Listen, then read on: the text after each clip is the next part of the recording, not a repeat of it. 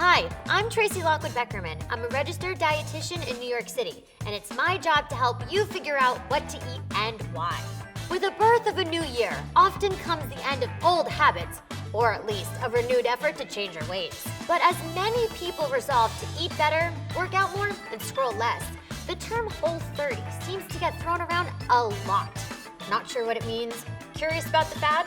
Want to know if you should partake? On today's episode of You vs. Food, we're tackling Whole30. Whole30 is a 30-day eating plan that focuses on the consumption of whole foods and eliminates inflammatory food groups and processed foods. The meal plan promotes eating meat, poultry, fish, fruits, veggies, and healthy fats. However, it restricts the consumption of added sugars, alcohol, grains, beans, legumes, soy, processed foods, additives, and smoking. That's a whole lot of foods to cut out. It was created in 2009 by two certified sports nutritionists to help reset your metabolism and reshape your relationship with food. The eating plan's objective is to help people eliminate and then slowly reintroduce problem-causing ingredients to help identify what might be causing distress to their bodies. As such, Whole30 has become a super common New Year's resolution, making it one of the most popular diets in January.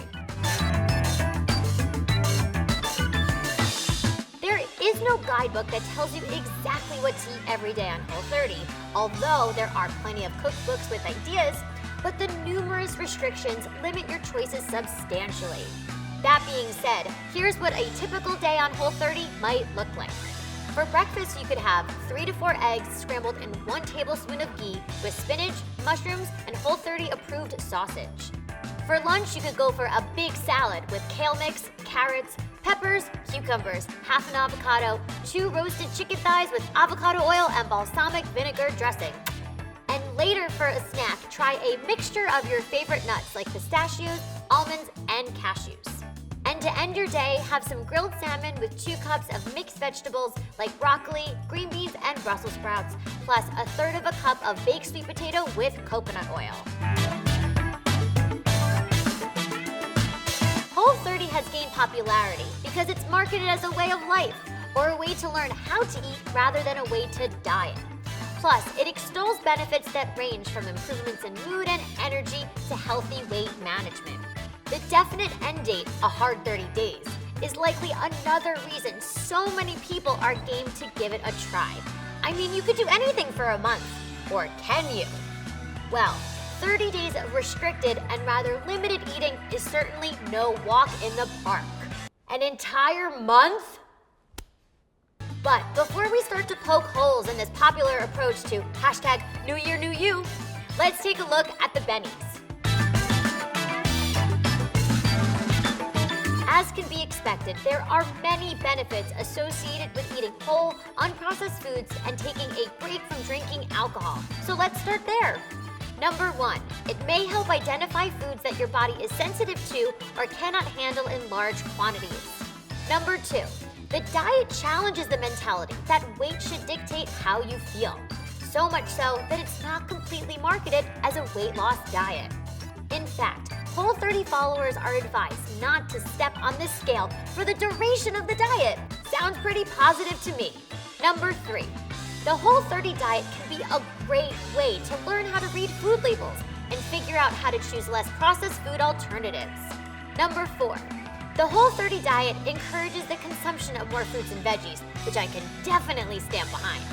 Number 5, Whole30 can help promote meal prepping, getting creative in the kitchen, and grocery shopping. All this being said, the radical restrictions, the short time frame, and extreme nature of the Whole30 diet does raise some red flags. So let's talk about the cons. You versus a whole lot of foods that you probably won't be able to eat this month. Sorry. Number 1, by completely eliminating grains and legumes, you are losing essential nutrients such as iron, folate, fiber, healthy carbs, and B vitamins, just to name a few. Number 2, there is no research on the efficacy of this diet. In fact, it ranked a measly 37 out of the top 40 diets according to the US News and World Report.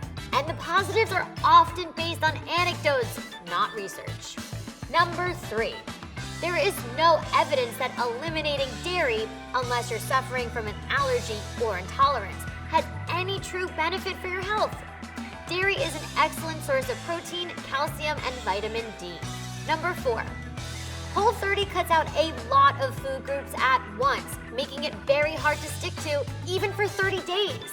Number 5. If you break it, think an accidental bite of cheese or sip of milk, you have to start again at day 1.